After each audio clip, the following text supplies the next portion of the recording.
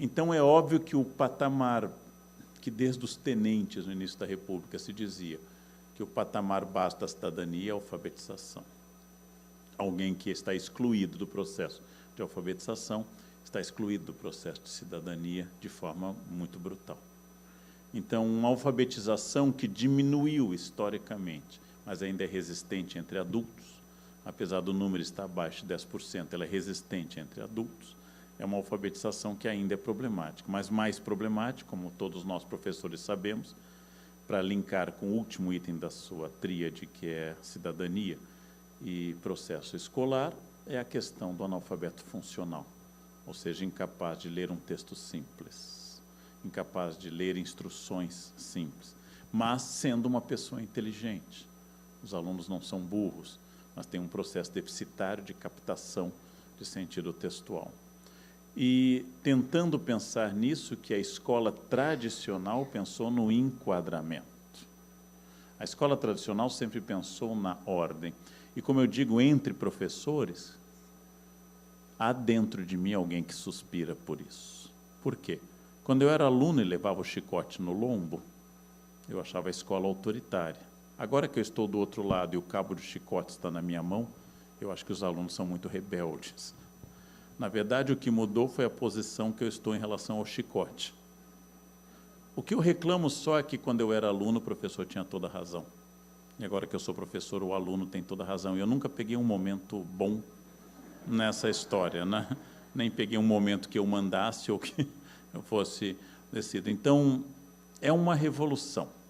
Escola baseada no modelo de aula dada pela Revolução Pedagógica Prussiana do 19, professores como eu, nascidos e formados no 20, alunos nascidos no 21, que vão sobreviver a partir de agora até o 22. Eu, professor, que tenho diploma de datilografia, que sei fazer prova em mimeógrafo, que uso o retroprojetor com grande habilidade, que sei números romanos e abreviatura de pronomes de tratamento. Tudo que não tenha menor sentido. Ter aprendido vossa magnificência dirigida ao reitor e não tem hoje a menor utilidade. Resultado, eu não fui preparado para dar aula. Eu fui preparado para um mundo que desapareceu. E eu estou impactado por tecnologias que os meus alunos dominam melhor do que eu. Porque, por osmose, desde o nascimento, eles são mais tecnológicos. Entre um cabo HDMI e USB, eu enfio para ver o que é e o que cabe. Se couber, é aquele. Se não, eu tenho que olhar, eu não tenho, e vou enfiando para ver se quando o aluno olha, sente a aura do cabo. E vai. Essa é uma diferença enorme, né? Então, há um enquadramento que esbarra a cidadania. Mas vou lhe dizer uma coisa esperançosa, para não terminar muito mal. Há uma coisa que me espanta muito. O Estado, eu cheguei a assistir uma aula em São Paulo, isso não ocorreu no Rio, nunca. São Paulo é que se chegou a esse ponto. Havia salas dentro de containers em São Paulo. Exato, havia salas em containers. Uma versão declinante da proposta de Brizola no Rio Grande do Sul na década de 50 para 60, que eram as brisoletas, pequenas escolas de madeira, de montagem fácil, que tem um impacto enorme na educação gaúcha entre 58 e 61. Mas eu fui assistir uma aula de uma professora de 6º ano, dentro de um container, novembro, batendo sol no container. Eu chamei de workshop de Auschwitz. 40 alunos num container, uma professora de geografia, dando uma aula sobre o clima subtropical de altitude em São Paulo, perto da hora do almoço, lá dentro, uma temperatura desumana.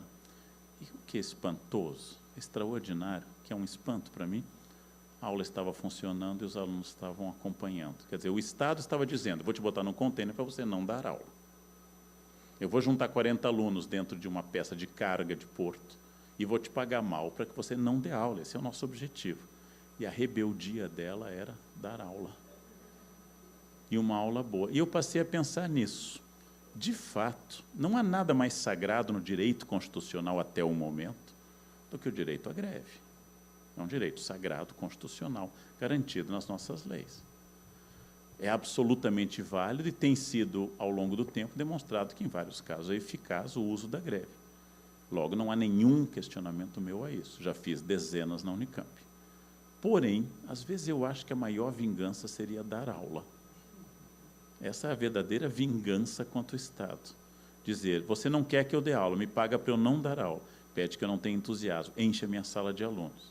Muda a base curricular todo ano, me entope de apostilas inúteis, cria coordenadores acéfalos, você não quer que eu dê aula.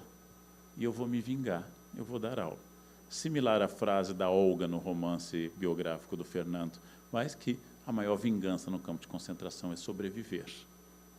É curioso pensar isso, ainda que greve naturalmente seja um direito constitucional e absolutamente defensável. Mas é isso que é fascinante, que a educação ainda exista. E existe porque, curiosamente, a gente acredita nela, né? É curioso isso. Essa crença é um pouco delirante paranoica, né? Porque ela não tem base no real. Né? Ela é, tecnicamente, do ponto de vista psicanalítico, delirante. Né? Mas é fascinante. Né? É um delírio criativo, é o elogio da loucura, né? do Erasmo de Roterdã. Quando todo mundo é louco, ou todo mundo pratica uma insanidade destrutiva, ser louco produtivo é um grande desafio. Né?